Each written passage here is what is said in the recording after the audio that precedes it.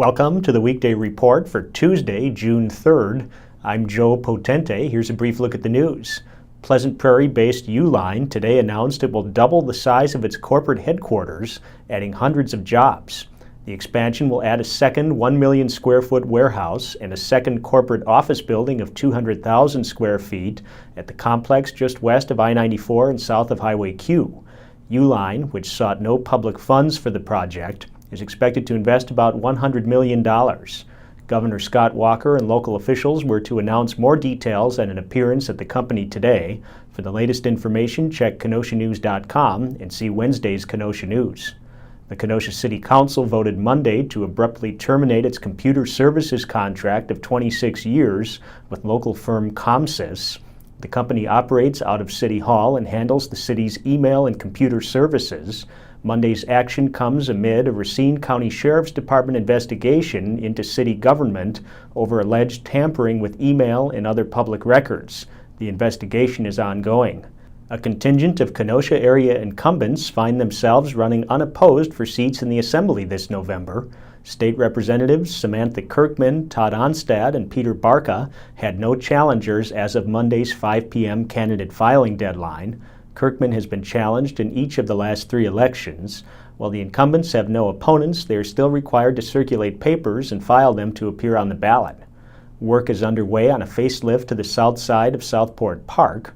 Crews arrived Monday to begin breaking up the parking lot and preparing for the installation of a trail that will link the park with the nearby Kenosha sand dunes. A comprehensive plan for the park called for replacing the parking lot with a smaller paved surface that would still hold as many vehicles. A man's 27-year prison sentence remains in place after a judge denied his request to withdraw his pleas to charges related to a November 2010 attack on his then-wife and her family. David Minnick pulled a gun on his wife after learning she wanted a divorce and fired at her and her family. After learning his request was denied, he yelled at the judge, saying he was being thrown away like a piece of trash. The Madison Mallards thumped the Kenosha Kingfish at Simmons Field Monday night. Jeremy Reeves has the story. Kenosha Kingfish left fielder Pat Porter hits a solo home run in the 4th inning Monday night at Simmons Field. It was the second homer of the season for Porter, a senior to be at Ohio State. Unfortunately for the Kingfish, it was one of their few highlights, as the Madison Mallards out-hit them 21-8 and defeated them 17-5, Kenosha's most lopsided loss this season. The teams, who are both 4-3, will conclude the 2-game series at 7:05 tonight at Simmons. Jeremy Reeves, Kenosha News. What's trending today? Why do you think Kenosha County's 3 primary state representatives are getting a free ride in this fall's election? Tell us on our Facebook page. Up next is Diane Giles with this week's History Mystery.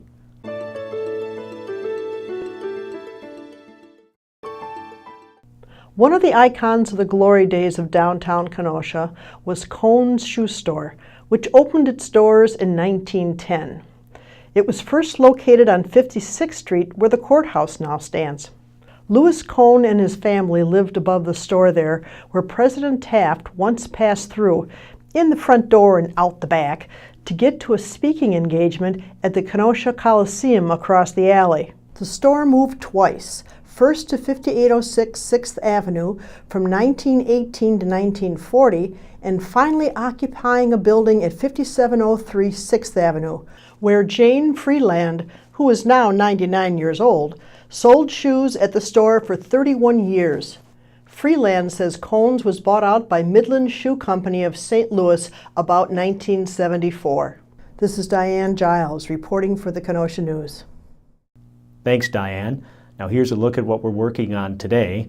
Joe Ward and Deneen Smith will have more on Uline's expansion announcement, and Deneen is updating the progress of Kenosha Unified Superintendent Search. Pick up a copy of the Kenosha News and check KenoshaNews.com for all the details on these stories and more. I'm Joe Potente with the Weekday Report.